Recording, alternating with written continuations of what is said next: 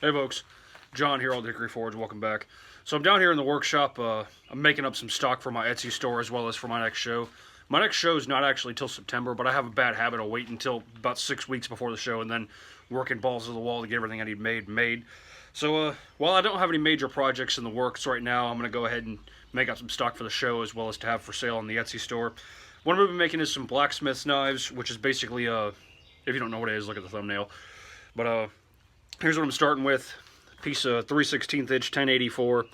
I got 3 inches marked out for the blade with the top corner cut off to make drawing out the point easier, and 5 inches cut off to make the handle.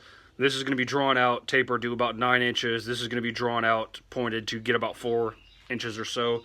Then building everything. There's really not that much work to do. It might sound like a lot, but there's really not that much. Need to make it a little thinner too.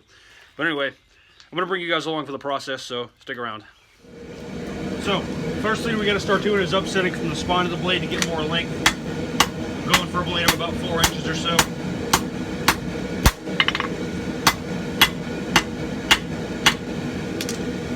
Just dress up that thickness as you go.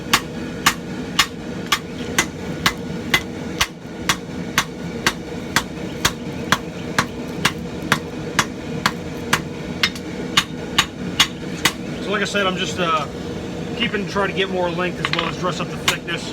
I want a spine thickness of about 1/8 of an inch, so that's way too thick. There's a good bit of material to be worked out. But I'll have no problem getting a 4-inch blade out of this. So, now I'm just dressing up the width and thickness. Getting everything where I like it before I start working on the handle. The bevels will be the last thing I do. Now what's got to happen is we got to bring this handle, we got to upset in from the spine just like we did to make the blade narrower, make it narrow and longer to get the length we need to bend it around and do a handle. So, just holding upright, striking on the spine.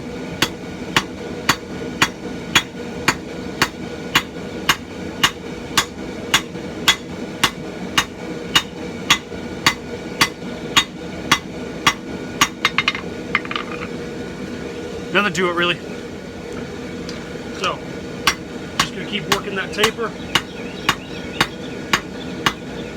Dressing up the thickness as I go.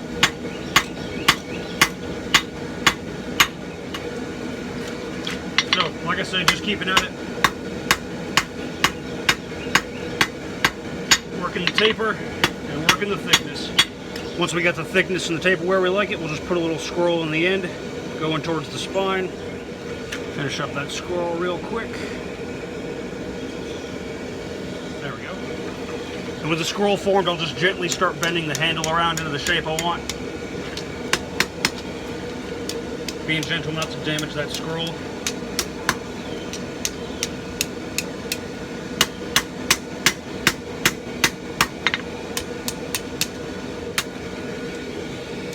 There's our handle. Last step is just to bevel this thing, being careful not to damage the handle. So I got my dog's head hammer. Should make pretty quick work of it.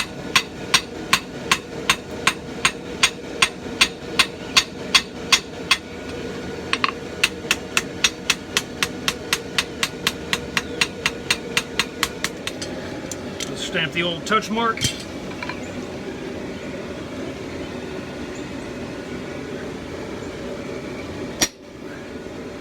There we go.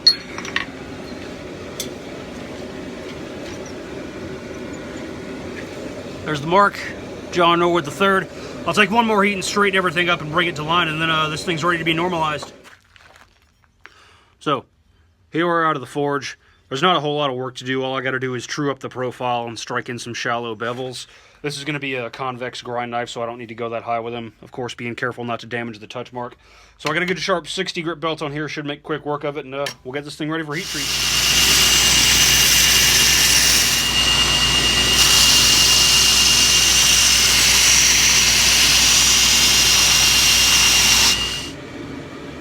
Alright, let's quench this thing. 1084 oil quench steel, nothing special.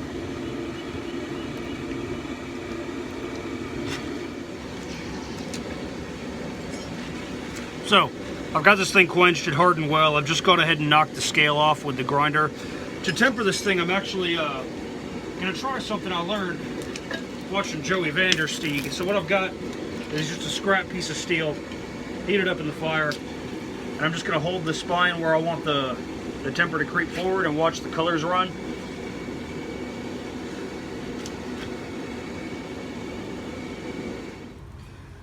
I gotta say, I like that tempering method a lot. It accomplishes the same softened back that doing it with a torch would, but it's much easier to get a nice, even, clean temper. So I got light straw on the edge, brown on the spine, so I'm pretty happy with that. I'm definitely going to be doing that more in the future.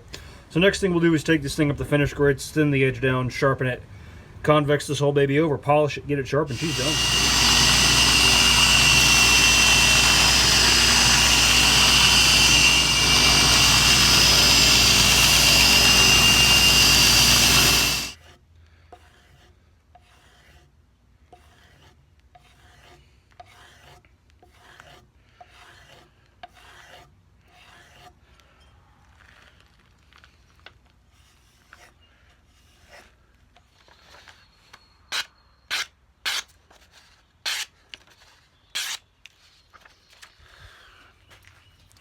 So, there we go.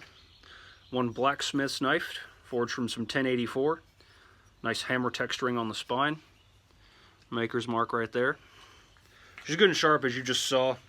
Squirrel keeps your fingers from running up onto the blade. It's a good little knife to have around the house, around the shop. So, like I was saying at the beginning of the video, these are a production item. I'm making them because I don't have anything big in the works right now. If you guys have any project ideas, I'm perfectly open to them. But I make these 2 at a time in sets of 4, specifically for the purpose of selling at my shows and having listed on my Etsy store. So, that being said, if you'd like to help support the channel and purchase one, or anything on there for that matter, it would be well appreciated. You certainly don't have to, but you'd be cooler if you did. So, yeah, pretty fun, easy little project. Keep an eye on the channel, keep an eye on the Etsy store as well. I want to get back into making more inventory for it now that I don't have anything big in the works and my next show is not for a while. So, thanks for watching. Like, share, subscribe, all that jazz, and everybody take care.